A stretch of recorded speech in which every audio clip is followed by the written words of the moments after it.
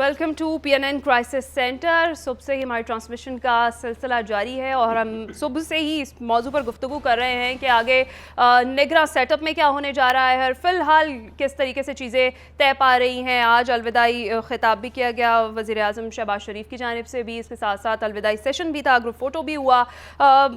इस सेशन में हमारे साथ गुफ्तगू के लिए मौजूद होंगे रिजवान रज़ी साहब, सलमान आबिद साहब, अली हैदर साहब, फ़ाद हुसैन साहब प्रेसिडेंट PNN, और हमें ज्वाइन करेंगे सेनेटर PTI हुमायूं मेमन साहब। सबसे पहले हुमायूं मेमन साहब, मैं आपकी जानिब आती हूँ। अभी भी यही कहा जा रहा है कि अप्रोप्रिएट टाइम पर ज़रूर अनाउंस कर दिया जाएगा कि निगरान वज़ीर आज़म कौन होगा। क्या ख्याल है आपका? अभी तक मुशावरत नहीं मुकम्मल हो पा रही, इतनी एम्बिग्युइटी, इतनी अनसर्टेनिटी क्यों है? देखिए जी, एम्बिगुइटी अनसर्टेनिटी इसलिए है कि इन लोगों के अपने अपने मकासद हैं और ये इस मुल्क का नहीं सोचते। अगर ये इस मुल्क का सोचते होते तो आज हम लोग इस जगह पे ना होते। आज हमारी मईशत 6.1 से 0.28 पे ना आती। लेकिन as far as Pakistan Tehreek Insaf is concern, हमें इससे मतलब नहीं है, क्योंकि हमें पता है इन लोगों ने इम्पार्शल गवर्नमेंट तो लानी नहीं है। जो इन लोगों ने काम किया है, अनकॉन्स्टिट्यूशनल काम KP में किया और पंजाब में किया है, कि वो निगरान हुकूमत जिनको 90 दिनों के अंदर ख़त्म हो जाना था, वो आज भी चल रहे हैं। उसके थ्रू इन लोगों ने अपने सारे लोगों को पैसे भी दिए हैं, ट्रांसफर्स भी करवाए हैं, पोस्टिंग्स भी करवा रहे हैं। पाकिस्तान तहरीक इंसाफ के लोगों को आज भी जो पुरअमन एहतजाज कर रहे हैं, आर्टिकल 10A, आर्टिकल 15, 16, 19 के उनको पामाल कर रहे हैं, उनको पकड़ के अंदर कर रहे हैं। अगर किसी ने पाकिस्तान PTI का झंडा हाथ में पकड़ा है, उसको भी अंदर कर रहे हैं। रक्शे वाला है, उसको भी अंदर कर रहे हैं। मैं आपको कितनी ऐसी तस्वीरें ला के दिखा सकता हूँ जो अभी हो रही हैं।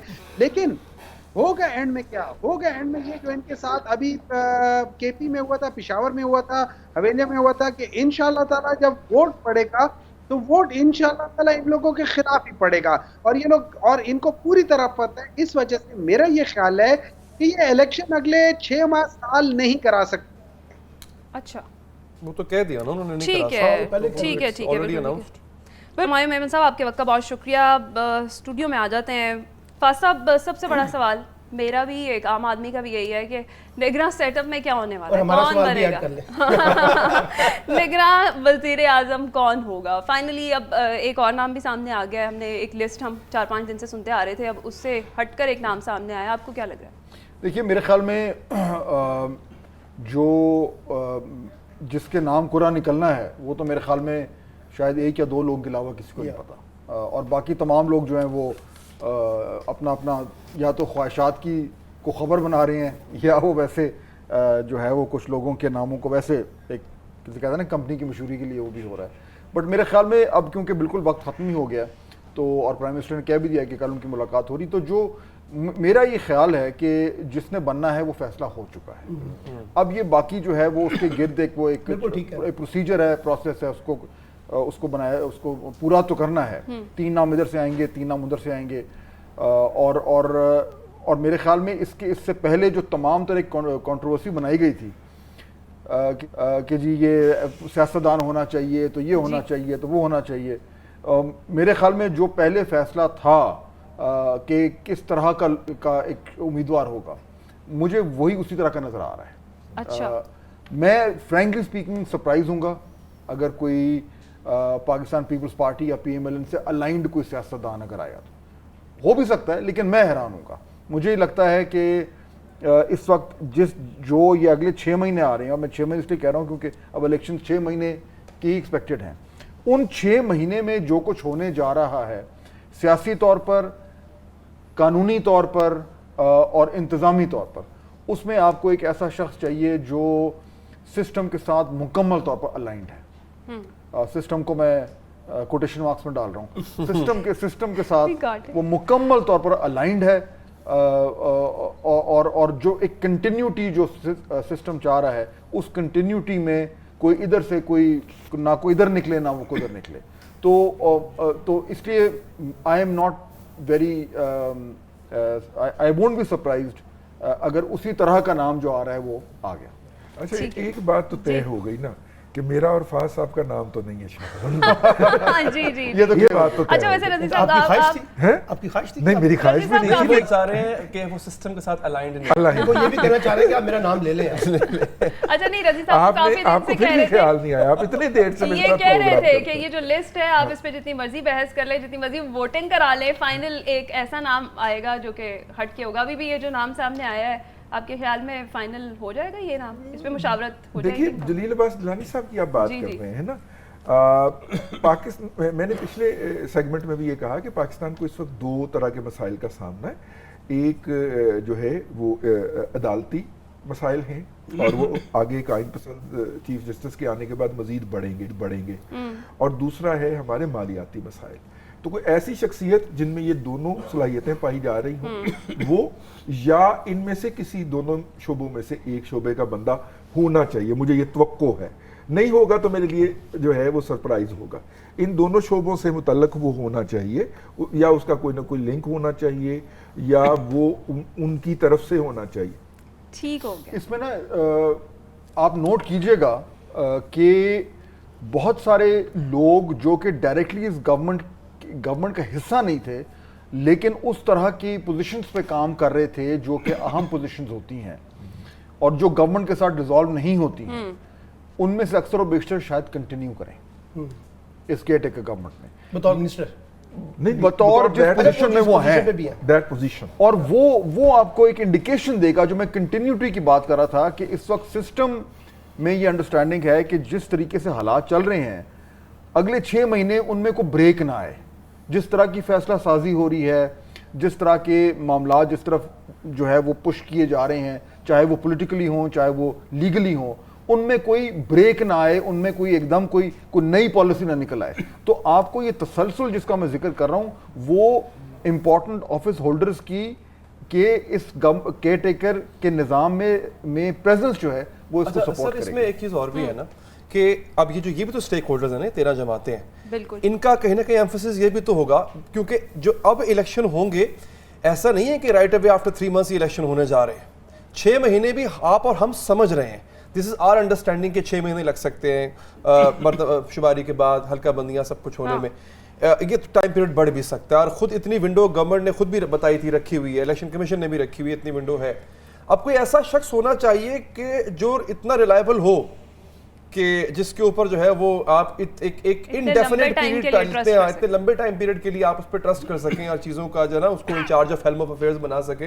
तो कोई ऐसी शख्सियत भी होगी, जैसे कि फहद साहब ने कहा कि वो सिस्टम को भी कबूल होगी, वो इनको भी कबूल हो और वो थोड़ा लंबी गेम खेलने के लिए, क्रीज पे थोड़ी देर के लिए, ज़्यादा देर टिकने के लिए जो है वो उसके काबिल भी हो, उस पर एतमाद किया जा सके। और जो काम अगर लेने हैं उनसे, क्योंकि आपको ये भी पता है कि कुछ इख्तियारात में भी इजाफा किया गया है, तो कोई ऐसा शख्स भी है कि जो उन इख्तियारात को अच्छे तरीके से इस्तेमाल भी करे। पर हम ये भी ना भूलें कि कहीं ना कहीं ये जो 13 जमातें हैं इनकी ये भी तो ख्वाहिश है कि एक ऐसी रेस है कि जिसके अंदर एक ऐसा घोड़ा भाग रहा था जो इनके लिए टफ टाइम पैदा कर सकता है। फिलहाल उस घोड़े को बाहर कर दिया गया है। तो वो ऐसा बंदा भी होना चाहिए जो कहीं ना कहीं, हालांकि ये सारा काम अदालतों में होगा, इदारों ने करना है अपना काम, लेकिन ये भी देखा जाएगा कि वो घोड़ा बाहर ही रहे। सही है। हमें रफीक रुजाना साहब भी ज्वाइन कर चुके हैं, उनसे भी बात कर लेते हैं। रफीक रुजाना साहब, बहुत शुक्रिया आपके वक्त का। अभी हम यही बात कर रहे हैं कि निगरान वज़ीर आज़म के नाम पर इत्तेफाक कब तक हो जाएगा और अभी तक इतनी अनसर्टनिटी क्यों है और अभी तक इत्तेफाक हुआ क्यों नहीं है। जो नाम सामने आया है जलील अब्बास जिलानी साहब का, उस हवाले से क्या मुशावरत मुकम्मल हो जाएगी और नाम फाइनल हो जाएगा? देखिए मैडम, ये बड़ी प्री मैच्योर बातें हैं, माफ कीजिएगा मेरी बात को आप माइंड न कीजिएगा कि अभी तक नाम सामने नहीं आया और बड़े नाम आ रहे हैं, अभी तक क्या फैसला नहीं हुआ, ये प्री मैच्योर है। और मैं अच्छा, तो अप्रोप्रिएट टाइम पे कब होगा रफीक रुजाना साहब? देखिए मैंने जवाब तो देना है, जरा प्लीज जरा सुन लें। मैं अपनी सोच के मुताबिक जवाब दूंगा। ये निगरान वजीर आजम का चलो अच्छा है, इसी बहाने television programme, television show, cricket की कमेंट्री, रनिंग कमेंट्री या हॉकी के मैच से सलीमुल्लाह चल रहा है। ये कल तक वाजे हो जाएगा कि कौन केयरटेकर प्राइम मिनिस्टर आएंगे। बल्कि मैं ये समझता हूँ उससे पहले जितनी लंबी डिस्कशन हो रही है, जो नाम आए हैं, मेरा ख्याल है उससे उनमें से किसी ने अगर होना भी हो तो मैं नहीं समझता खुदा न खासा किसी का केस ही प्रेजुडिस हो जाए इन बहस मुबाहिसे से। मेरा ख्याल है हमें इन बहस मुबाहिसे से बचना चाहिए और उस वक्त का इंतजार करना चाहिए जब केयर टेकर गवर्नमेंट अच्छा, यानी प्राइम मिनिस्टर सामने। जी बताइए। रजवाना साहब, अली हैदर अर्ज कर रहा हूँ सर, बसद एहतराम सर, आपने कहा कि ये प्री मैच्योर है और कंफ्यूजन जो है वो एक है जो कि बिला वजह डिस्कस हो रहा है। सर अर्ज ये है कि बात तो ये कंफ्यूजन भी वो कह ले कि आप हुकूमती इत्तेहाद का पैदा करदा ही है। आप लोगों ने ही इस काम को इतना डिले में रखा हुआ है, ये कैसे हो सकता है सर कि हुकूमत एक इत्तेहाद के साथ एंटर हुई है हुकूमत करने के लिए, उसने अपनी एग्जिट स्ट्रेटजी बनाई नहीं है, वो अब जाके मुशावरत उन्होंने शुरू की है। सर ये आप भी जानते हैं, हम भी जानते हैं, बिहाइंड क्लोज डोर सब कुछ तय हो चुका होता है। तो सर ये मौमा रखने की भी तो इसके पीछे भी तो राज कोई है ना सर, वो बता दें। हर किसी ने, हर जमात ने अपना अपना नाम दिया, जैसे जिसने दिया उसके बाद डिस्कशन भी हो गई, मुलाकातें भी हो रही हैं। तो कोई ऐसी बात नहीं है कि इसके लिए कोई बड़ी किसी 2-4-6 महीने की जरूरत है या 6 महीने की प्रेपरेशन चाहिए थी। जब वक्त आया है तो मुनासिब वक्त पे मुनासिब काम हो रहा है। इत्तेहादी हुकूमत मुनासिब काम कर रही है। खुदा न खासा अगर वक्त पे केयर टेकर प्राइम मिनिस्टर का नाम ना आए तो then you have a question कि देखें इतनी देर हो गई अभी तक कोई नाम नहीं आया। ये हमारी स्पेकुलेशन है या हमारी बेचैनी है या हमने हाइप क्रिएट किया हुआ है कि हम खुद चाह रहे हैं कि जल्दी बताएं कौन है। तो टाइम पे हर चीज अपने टाइम पे अच्छी लगती है। उससे पहले हम जो कुछ भी कहें उसका कोई फैसला ना हमने करना है, ना आपने करना है, ना किसी और ने करना है। ठीक है, यानी वैसे हैजान तो हमारा बर्पा किया हुआ नहीं है, हैजान तो बर्पा किया हुआ था। नहीं देखिए, मैं एक्चुअली रफी रजवाना साहब, मैं माजूद के साथ बात करूंगा जिसका तो लगता है सबने ही जान बर्पा किया हुआ है। देखिए मुझे ना इसमें और मुझे पता है सलमान साहब बात करना चाह रहे थे, मैं आपका टाइम ले रहा हूँ। मुझे एक्चुअली इसमें कोई ज़्यादा वो नहीं नज़र आ रहा बड़ी कोई मुश्किलात कि ये डिले हो रहा है ना, क्योंकि देखिए ये भी पहली बात तो ये कि मेरे ख्याल में फ़ैसला हो चुका है, पहली बात। दूसरी बात जो सवाल है कि जी इतना डिले हो रहा है, मेरे ख्याल में ये डिले जो है ये एक सोची समझी एक हिकमत अमली के तहत हो रहा है, क्योंकि आखिरी दिन तक हुकूमत ये चाहती है कि वो हुकूमत में रहने का जो फ़ायदा उठा सकती है वो उसका आखिरी कतरा निचोड़े। आप सोचें ना, अगर केयर टेकर पीएम अनाउंस हो गया होता तो सारी कवरेज, मीडिया कवरेज किधर जाती? वो सब तो गई थी उस तरफ, घर पहुंचे होते मीडिया वाले। तो इसलिए गवर्नमेंट ये चाहेगी कि जब तक हम ये डिसॉल्व नहीं करते असेंबली, तब तक स्पॉटलाइट, माइक और कैमरा गवर्नमेंट के ऊपर हो। वो जाएं, वो उतरे, फिर अनाउंस करें, फिर केयर टेकर की तरफ जाएं। तो ये एक सोची समझी तरीके से ये हो रहा है। इसमें मेरा ख्याल है कोई बहुत ज्यादा वो नहीं है कि इसमें कोई गवर्नमेंट की सरप्राइज नहीं है। देखिए, जहाँ ये सियासत और जमहूरियत इस वक्त खड़ी है ना, कोई अगर ये समझ रहा है कि ये सारी चीज़ें मुशावरत के साथ होंगी तो इससे गलतफहमी कोई नहीं है। जो बात वो कह रहे हैं ना कि फैसला जहाँ होना था वहाँ वो हो चुका है। अब मसला क्या है, अगर उसमें सियासतदान रुकावट पैदा करेंगे तो तरीक़ाकार मौजूद है, पार्लिमानी कमेटी में चले जाएंगे। पार्लिमानी कमेटी में भी रुकावट पैदा करेंगे तो बात इलेक्शन कमीशन में चली जाएगी। जिन्होंने अपनी बात मनवानी है वो इलेक्शन कमीशन से भी मनवा लेंगे। वरना शहबाज शरीफ साहब तो बैठे हुए ना पुरानी तनख्वाह पे काम करने के लिए, उनको मसला नहीं है। देखिए, इसे असल में चीज़ क्या है, अमूमी तौर पे निगरान हुकूमत आती है इलेक्शन कराने के लिए। ये पाकिस्तान की तारीख की पहली निगरान हुकूमत है जिसको निगरान हुकूमत बनाते वक्त ये फैसला कर लिया गया कि शायद इलेक्शन जो है अपने 6 माह लेके जाने आगे। ये पहले से तय नज़र आ रहा है ना। अब अगर तय कर लिया आपने 6 माह, इसकी कोई गारंटी जो आपने कही है वो कोई गारंटी नहीं है कि इलेक्शन कब होंगे। कल मैं न्यूज़ की और जंग की स्टोरी सुन रहा था, 1.5 साल का बुरी सेटअप आ रहा है जी, उसमें ये होगा, उसमें फला होगा, उसमें ये होगा। ये सारी एम्बिग्यूटी जो क्रिएट की जा रही है इसलिए कि हम इलेक्शन से बाहर निकलना चाहते हैं। अब जो फाद साहब कह रहे हैं कि जी वो जो पॉलिटिकल अरेंजमेंट पहले से चल रहा है, जो एडमिनिस्ट्रेटिव अरेंजमेंट चल रहा है, जो लीगल अरेंजमेंट चल रहा है, जो फैसला इस वक्त इस्टेब्लिशमेंट ने किया हुआ है, उसको एक कंटिन्यू करना है। अच्छा, अब इकोनॉमिक्स है। मसला ये है कि अगर आपने बाकी इलेक्शन को डिले करना है तो बुनियादी कुंजी तो मईशत का मसला है ना सर।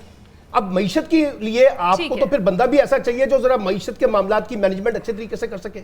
और आप चाह रहे हैं कि जी सफारतकार आ जाएगा, सफारतकार चला देगा, वो चल नहीं सकेगा। साथ ही PNN क्राइसिस सेंटर में यहाँ वक्त एक ब्रेक के बाद हाजिर होंगे।